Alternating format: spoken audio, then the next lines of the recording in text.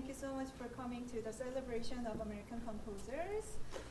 The reason we put this concert together is first to share how many great composers we have in America, because the composers of America are quite overlooked, right? And we know so many European composers, but I'd like to introduce that there are great composers in America and like to play the music for you.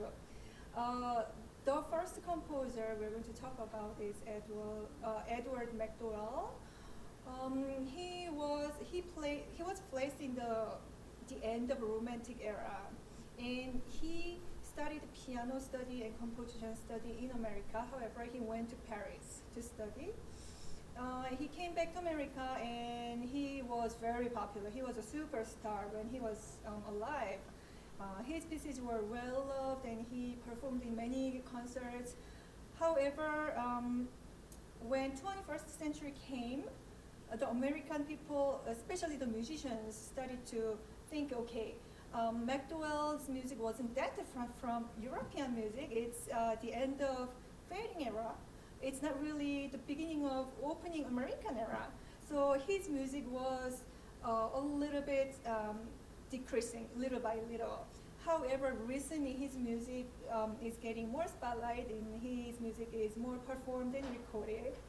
The first piece I'm going to play for you is one of his short piano etude from Woodwind Sketches.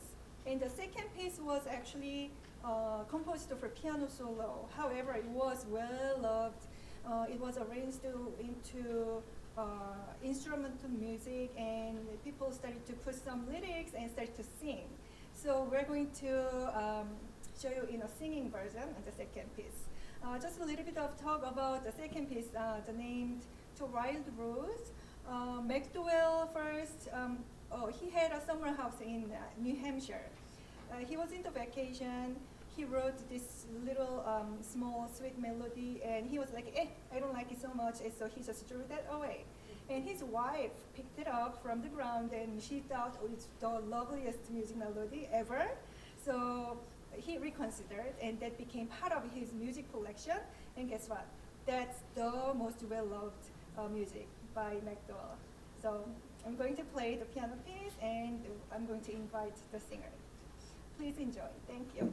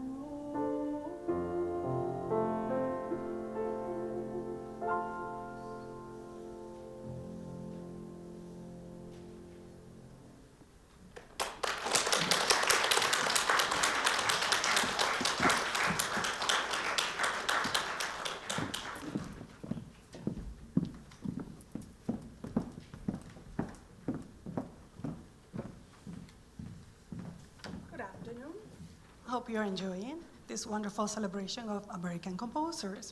We're going to continue with a female composer, and the composer we are going to listen to now is Amy Marcy Cheney. Amy Beach, that's her married name.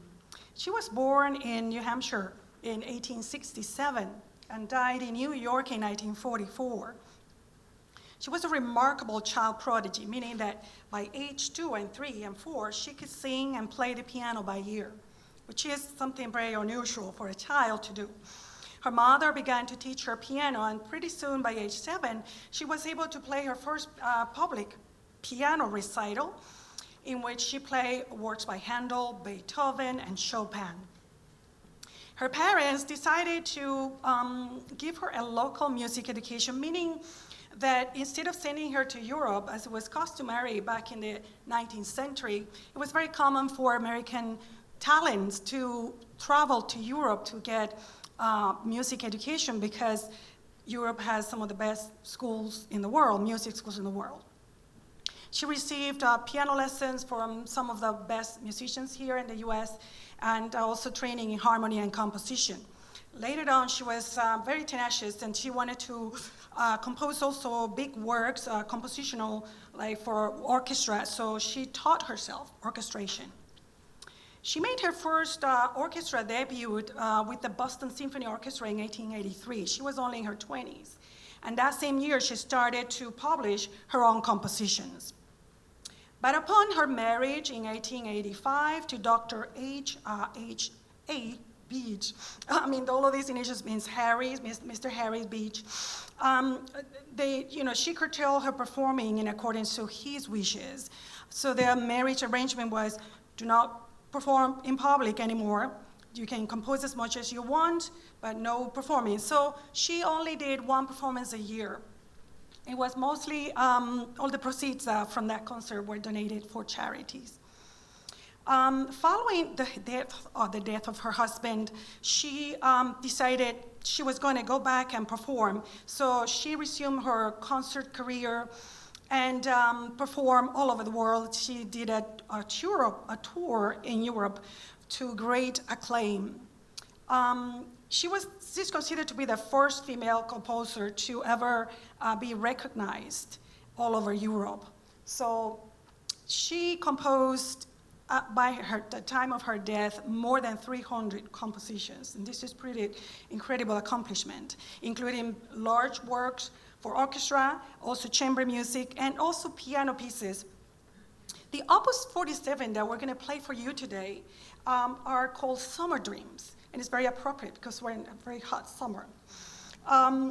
These are delightful and picturesque pieces, miniature pieces, evoking fairy tales and children's stories.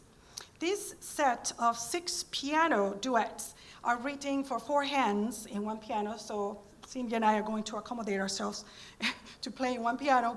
And each one of the pieces is composed based on a poem by great writers such as Shakespeare and Whitman. So we made a selection of 3 of those 6, and I hope you enjoy it.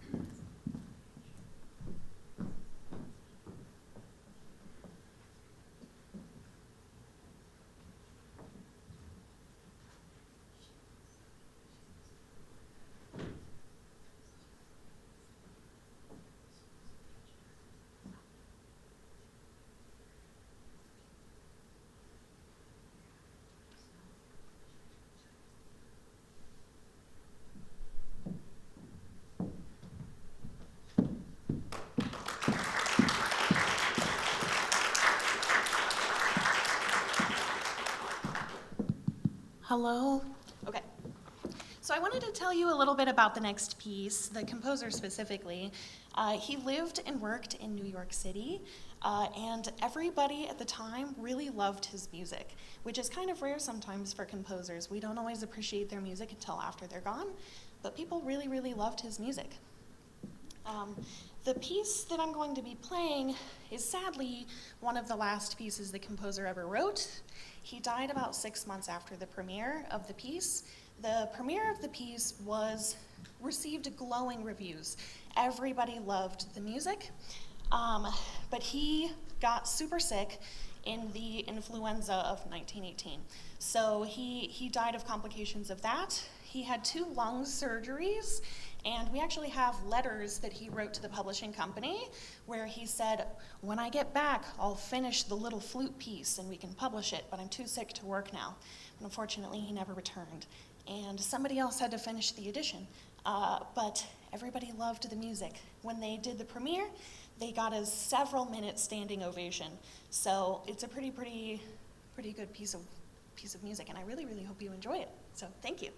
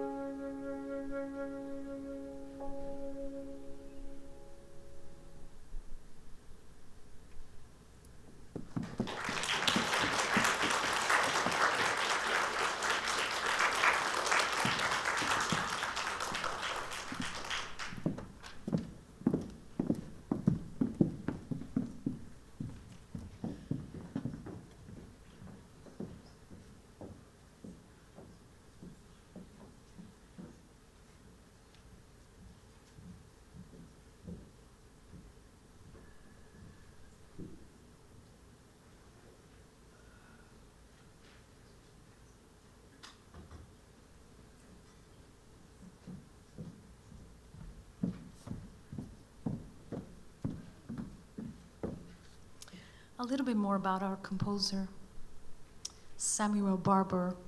He lived for 70 years, pretty long life. He was a composer, a pianist, a baritone, and an educator. He was born in Pennsylvania to an educated family, very social family. His father was a physician, his mother was a pianist. He studied at the Curtis Institute and was one of the few composers we know who could dedicate most of his career to his composing, to only composing. Many other composers, you will see that they were educators, they were pianists, they were conductors, and they were very active in all areas. But Samuel Barber, most of his life, he was able to dedicate to composing, dedicate his time to composing. His prolific output is made of instrumental and vocal music. If you look for his Adagio for strings, is one of the most known instrumental pieces. But yet, 2/3 of his output still made of art songs for voice and piano, choral music, and songs for voice and orchestra. As a good baritone, good singer he was, he explored the lyricism and emotional expressions in his vocal work. And with this cycle you're going to hear now, is not different. You can hear a lot of rhythmic changes throughout the songs and dynamics as well, which clearly followed and enhanced the meter of the verses.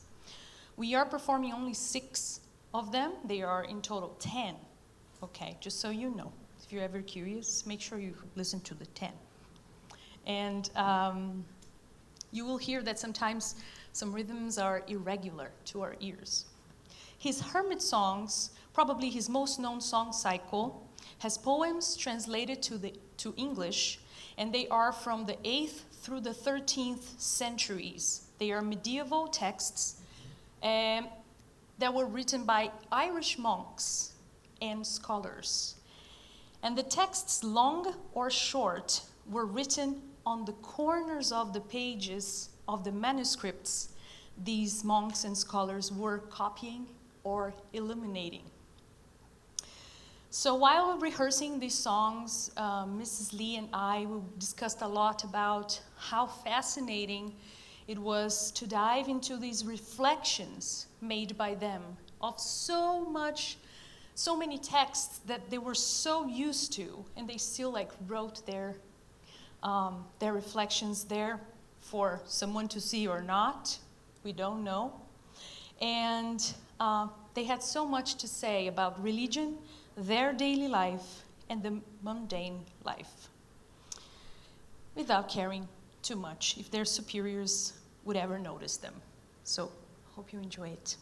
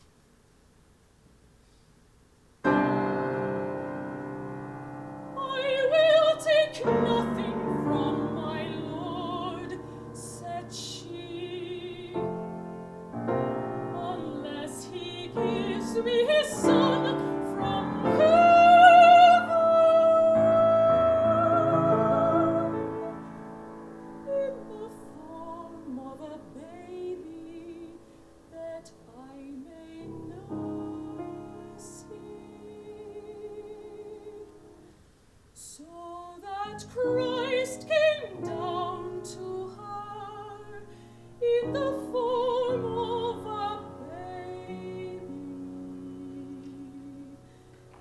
And then she said,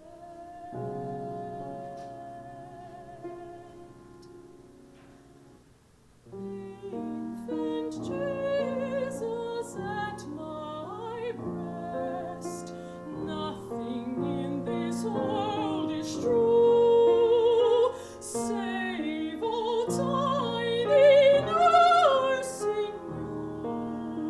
Infant Jesus at my breast, by my heart every night. You, nurse, are not true, but were begot on Mary, the Jewess, my heaven's light. Infant Jesus at my breast, what king is there but you could give everlasting birth? Wherefore I give my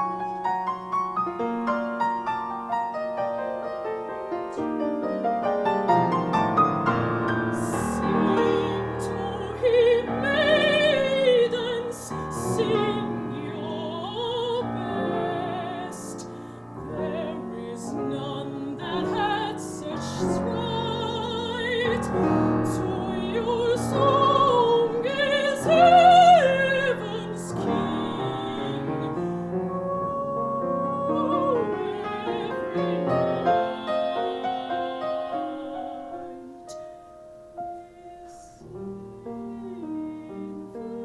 Jesus at my rest, at my rest.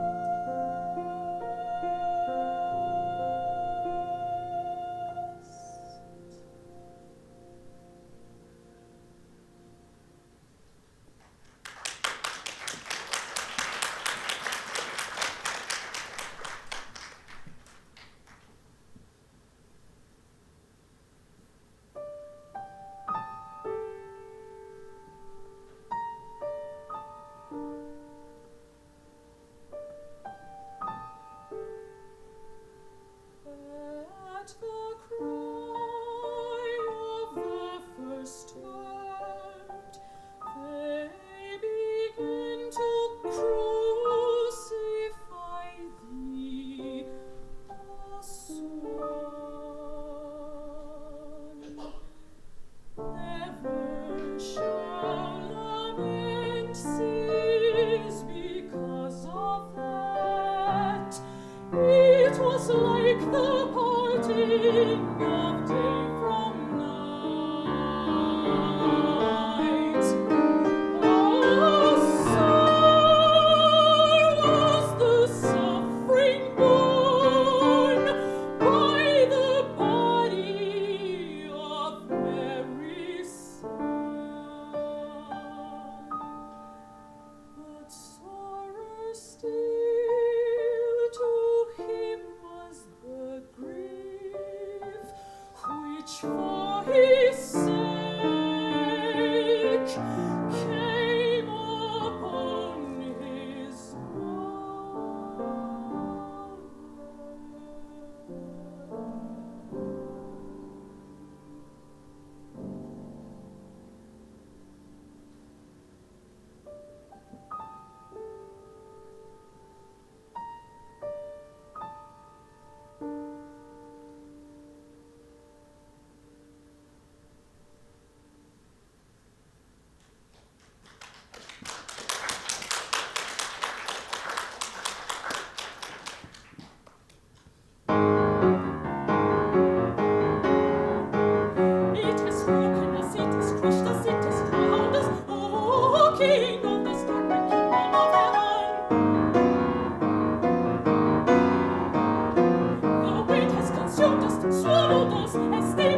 devoured by crimson fire from heaven.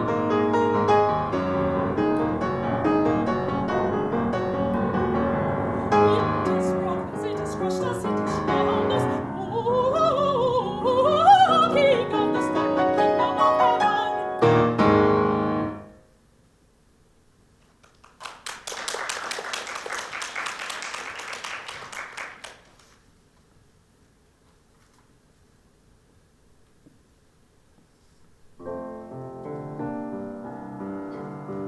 Benga, white Benga, how happy we are, alone together, scholar and cat. Each has his own work to do daily. For you it is hunting, for me study.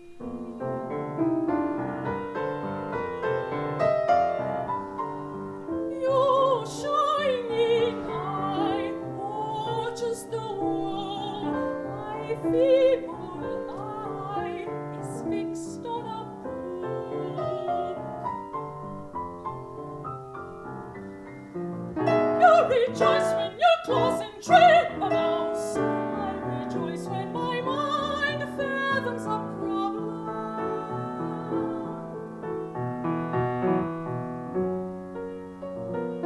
Pleased with his own heart, neither hinders the other. Thus we live ever, without tedium and envy.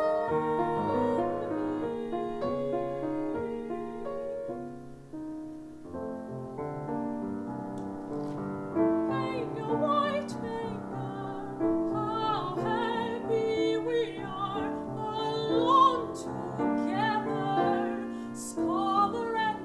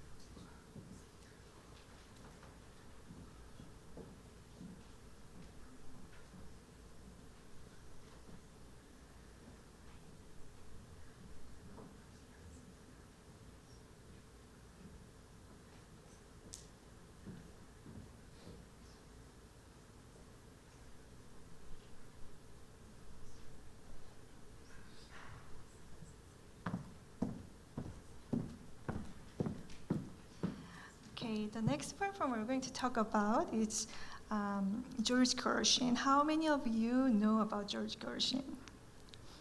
He's very famous, right? Yeah, Rhapsody in Blue and Porgy and Bess. What else? What else do you know? I Got Rhythm, right? Yes, Swanee, right. He is a very unique composer, unique American composer, and I personally think he is the representative of the character of American composer. Because to start with, he was born in Brooklyn to a Jewish German family. But now, yeah, he's an American, of course. But his family was not that wealthy, but all of his siblings were extremely talented in music. So his older sister, she was a pianist. She was making a living with playing music, but she got married and they stopped music. George's younger brother, Ira, he was also composer and pianist. Later, George Gershwin and Ira Gershwin worked together for making music on opera or Broadway musical things. What's very interesting about Gershwin is that his character of music is mixture or blending of classical music and jazz music, which is very unique. And his music education was made in America, but he wanted to study in Europe, which was the center of classical music.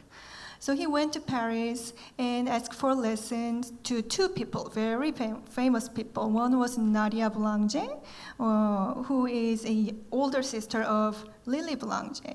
Nadia Boulanger was known as the best composition teacher in France. But Nadia Boulanger said, no, I don't want to teach you because I don't want to ruin your genius music style, which is combined with classical and jazz style. And then George Gershwin asked for lessons to Ravel, who is also a very famous composer. And Ravel said, please don't. And he he wrote a letter to George Gershwin, but what he said was very interesting. He said, why do you want to try to be the second Ravel when you are already the first Gershwin? You are unique. You don't need a lesson from me. So he came back to United States and he started to write music. Porgy and Bess and American in Paris. Some of them were huge success and hits. Some of them was initially not that commercially success, but later on, all of his pieces were considered as the most important American classical music. His music is considered as the classical American music. What we're going to play today is three prelude for piano, originally wrote for piano solo, but the composer himself arranged it into four-hands piano piece. He first planned to make 12 pieces of series of prelude, but in the process of publication, it was reduced, and it became 3 prelude. Okay, I'm going to play this with Miss Damaris. Please enjoy.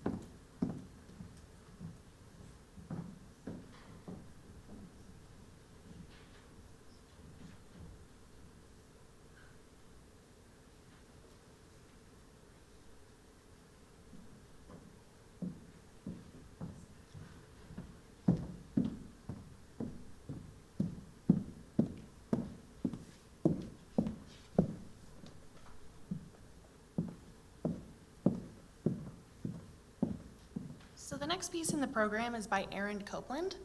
And a lot of the times when you think of classic American music in classical terms, his music is what you're thinking about. So he wrote Appalachian Springs, he wrote Hoedown, he wrote Billy the Kid. So if you're ever thinking about what composer made stuff sound like horses galloping, it was this guy, okay?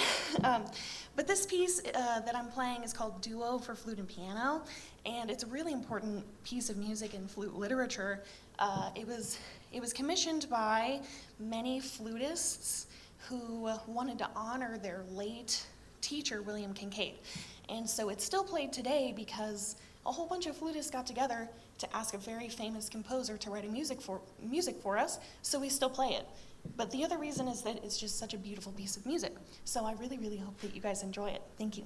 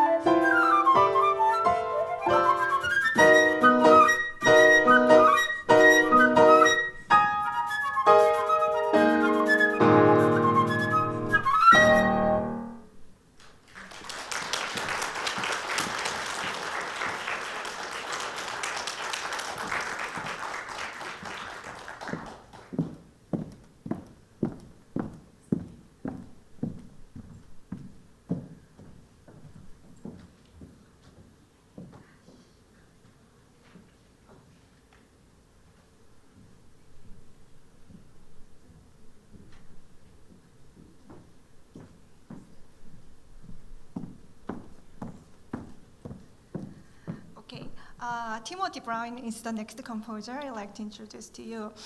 Timothy Brown is apparently alive.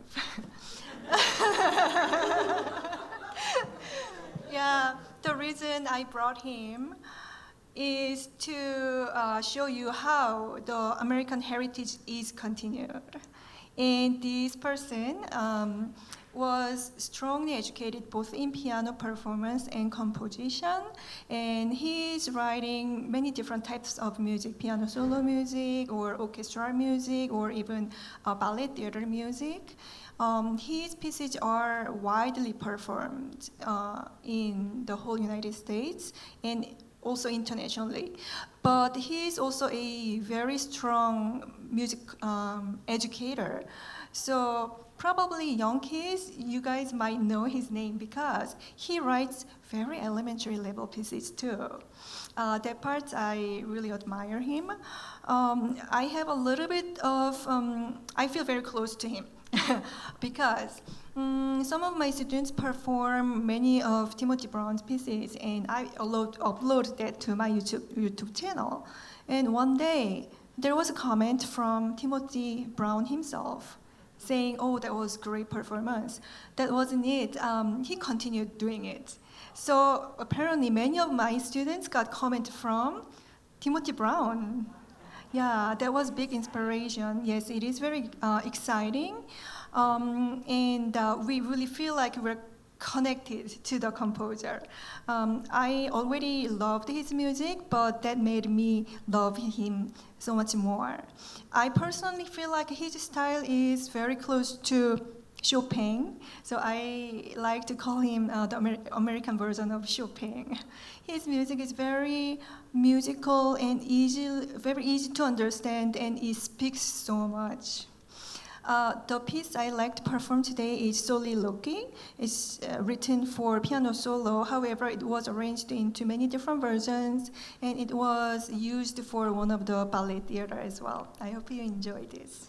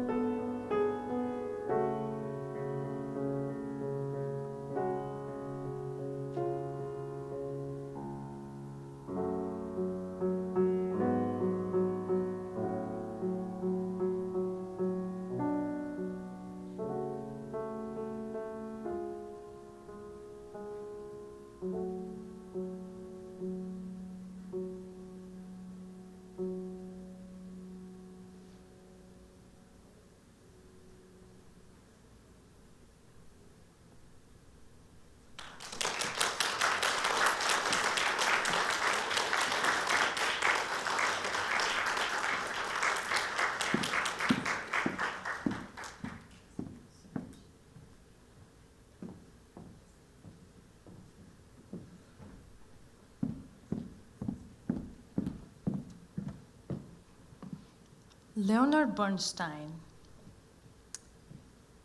born in Massachusetts to Russian Jewish and Ukrainian Jewish parents, started learning the piano at the age of 10, later pursued his education at Harvard University and Curtis Institute, becoming an assistant conductor as well at the Tanglewood Festival. He became a successful conductor, composer, pianist, music educator, author, and humanitarian. So he is one of those composers who were like very active in all these areas, and he was very successful. He received honors along his life, such as 7 Emmy Awards, 2 Tony Awards, 16 Grammy Awards, an Academy Awards nomination, and the Kennedy Center honor in 1981. He composed for many genres, including symphonic and orchestral music, ballet, film and theater music, choral works, opera, chamber music, and pieces for piano. Among his works, we have in the program tonight songs from the Broadway musical West Side Story, which continues to be regularly performed worldwide and has been adapted into 2 feature films, one from 1961 and one from 2021. West Side Story blends jazz, Latin rhythms, symphonic sweep, and musical comedy conventions in groundbreaking ways for Broadway. Bernstein was the first American-born conductor to lead a major American symphony orchestra. He was music director of the New York Philharmonic and conducted the world's major orchestras, generating a legacy of audio and video recordings. Bernstein was also a critical figure in the modern revival of the music of Gustav Mahler, in whose music he was most interested.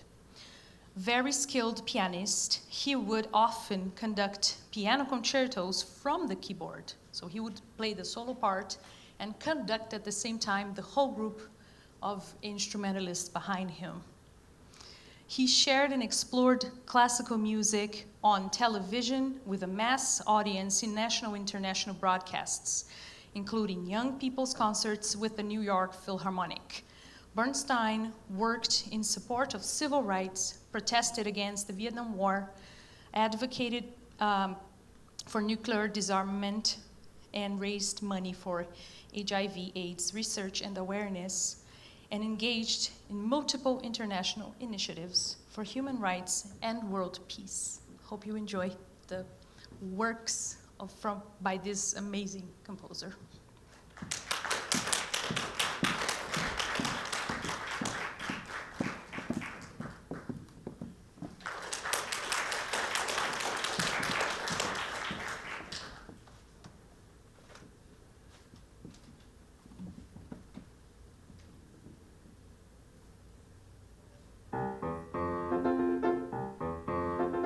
I feel pretty, oh so pretty. I feel pretty and witty and bright, and I pity any girl who isn't me tonight. I feel charming, oh so charming. It's alarming how charming I feel, and so pretty that I hardly can believe I'm real. See the pretty girl in that mirror there. Who can that attractive girl be? Such a pretty face, such a pretty dress, such a pretty smile, such a pretty me. I feel stunning and entrancing, feel like running and dancing for joy, for I'm loved by a pretty, wonderful boy.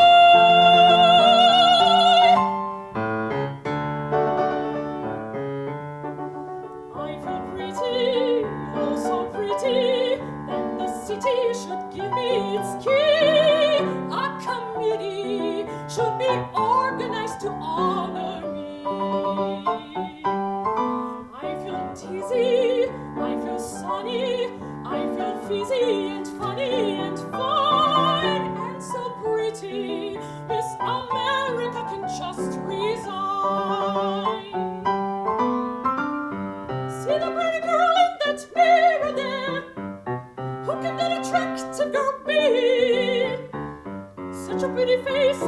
dress, such a pretty smile, such a pretty me. I feel stunning and entrancing, feel like running and dancing for joy, for I'm loved by a pretty, wonderful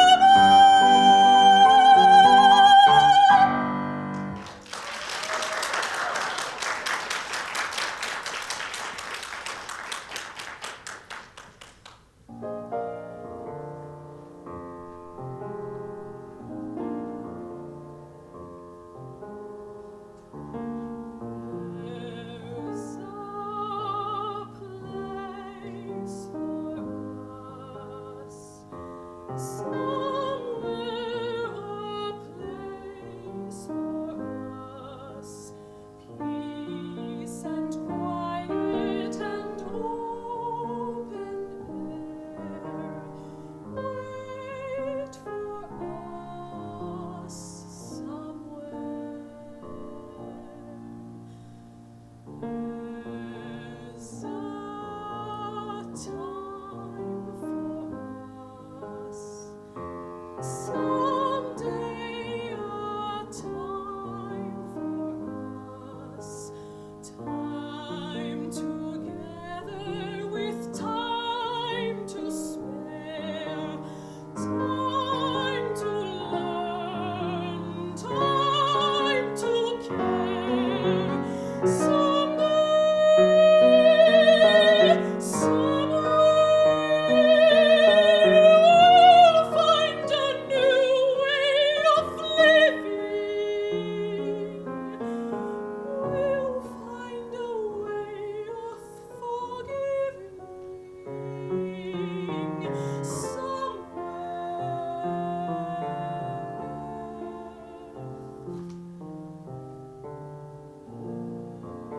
There's a place for us, a time and place for us. Hold my hand and we're halfway there. Hold my hand and I'll take you there. Somehow, someday, somewhere.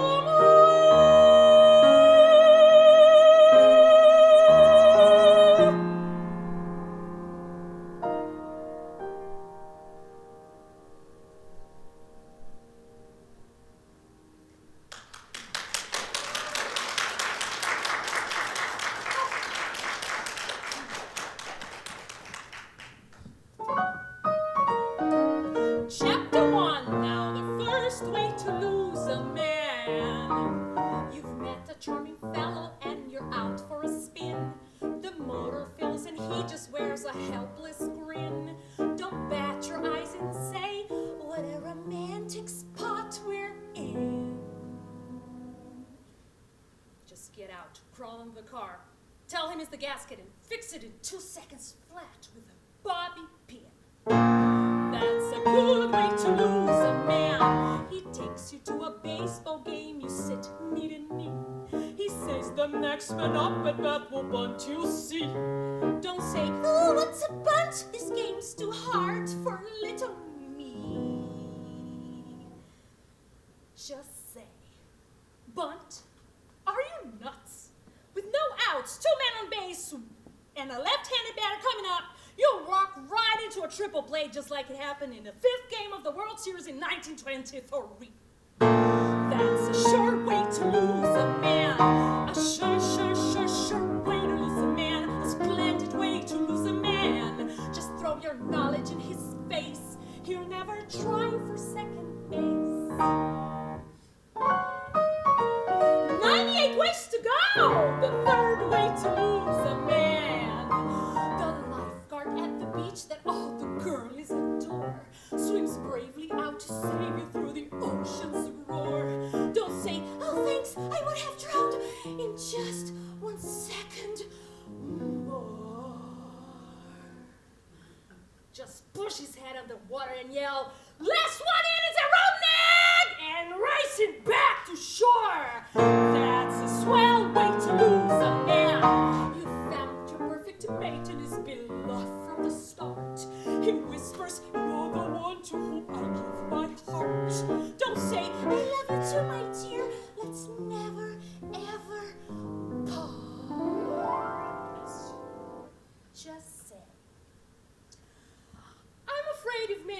grammatical error. It's not to who I give my heart. It's to whom I give my heart. You see, with the use of the preposition to, who becomes the indirect object, making the use of whom imperative, which I can easily show you by drawing a simple chart. That's a fine way to lose a man. A fine, fine, fine, fine way to lose a man. A dandy way to lose a man. Just be more well-informed than he. You'll never hear a promise me. Just show him where his grammar errs. Then mark your towels hers and hers. Yes, girls, you too can lose your man if you will use Ruth Sherwood's plan. 100 easy ways to lose a man.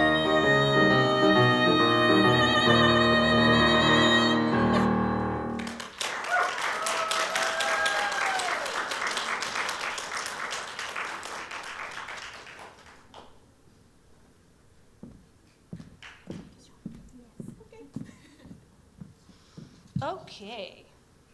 Richard Rogers, born into a Jewish family in Queens, New York, he started learning piano at the age of 6, and his family would always take him to Broadway shows in his childhood. He later went to Columbia University and Juilliard School. As a composer, he worked primarily in musical theater with 43 Broadway musicals and over 900 songs to his credit. Rogers was one of the most well-known American composers of the 20th century. His collaborations with Hammerstein in particular are celebrated from bringing the Broadway musical to a new maturity by telling stories that were focused on characters and drama rather than the earlier light-hearted entertainment of the genre. So he was the first person to win all 4 of the top American Entertainment Awards in theater, film, recording, and television, an Emmy, a Grammy, an Oscar, and a Tony. And just a correction on your program, the song My Romance, which is a jazz standard today, it's actually from the musical Jumbo, not from Oklahoma, just so you know. Enjoy.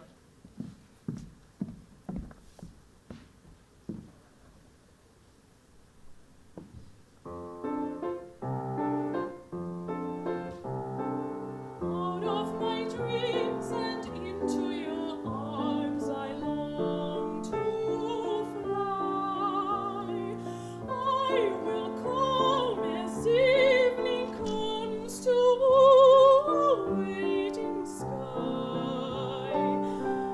Out of my dreams and into the hush of falling shadows when the mist is low and stars are breaking through. Then out of my dreams I'll go into a dream with you. Won't have to make up any more stories. You'll be there. Think of the bright midsummer night glories we can share. Won't have to go on kissing a daydream. I'll have you. You'll be real, real as the white moonlight in the blue.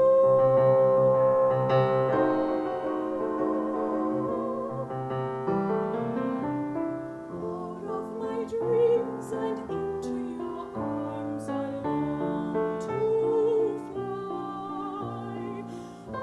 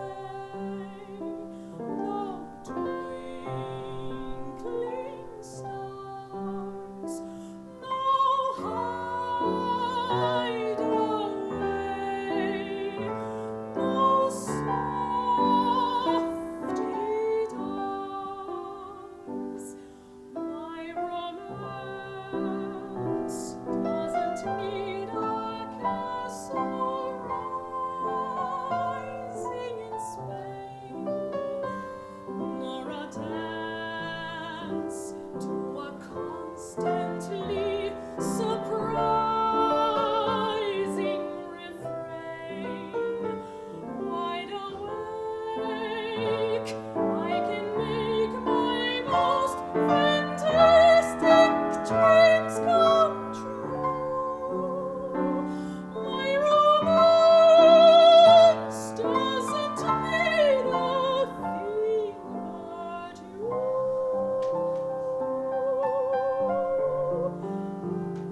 My romance doesn't have to have a moon in the sky. My romance doesn't need a blue standing by. No life of May, no twinkling stars, no highway, no soft guitars. My romance doesn't need a castle rising in Spain or a dance to a constantly surprising refrain.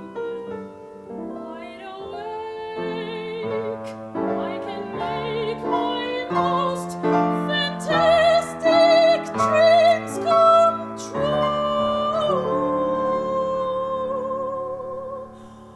My romance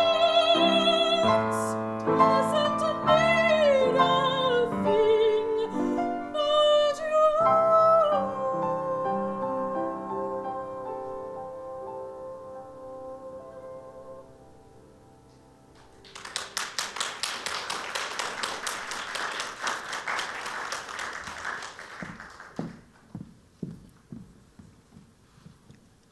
Last but not least, Irving Berlin. He lived for 101 years. Oh yeah. He was born in Imperial Russia and moved to the US when he was 5.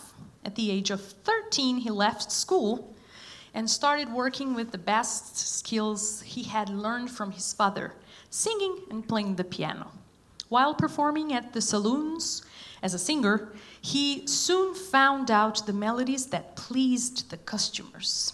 His vocal works are a great part of the Great American Songbook, and along his career, he received honors such as an Academy Award, a Grammy Award, and a Tony Award.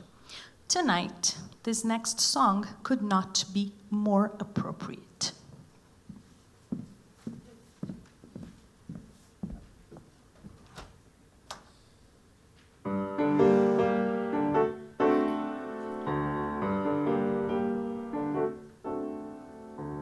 A heat wave blew right to town last week.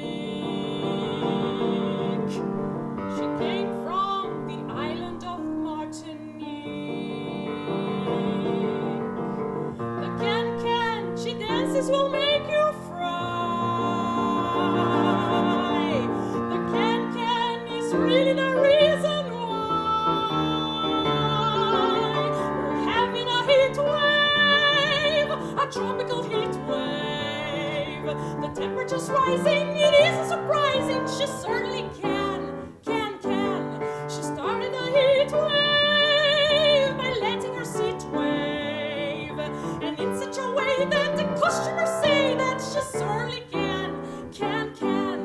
Gee, her anatomy made the mercury jump to 93. Yes, sir, we're having a heat wave, a tropical heat wave. The way that she moves, the thermometer proves that she certainly can.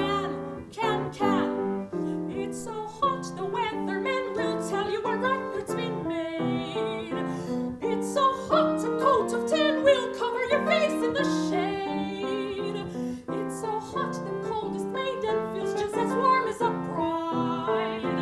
It's so hot, a chicken laid an egg on the street and it fried. We're having a heat wave, a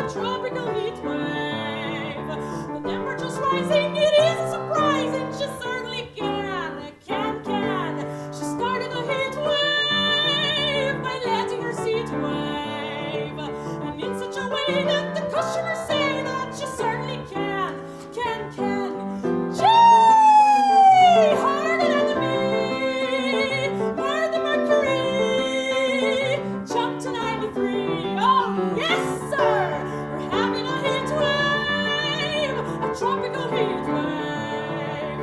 The way that she moves, the thermometer proves that she certainly can. We're having a heat wave, a tropical heat wave. The way that she moves, the thermometer proves that she certainly can.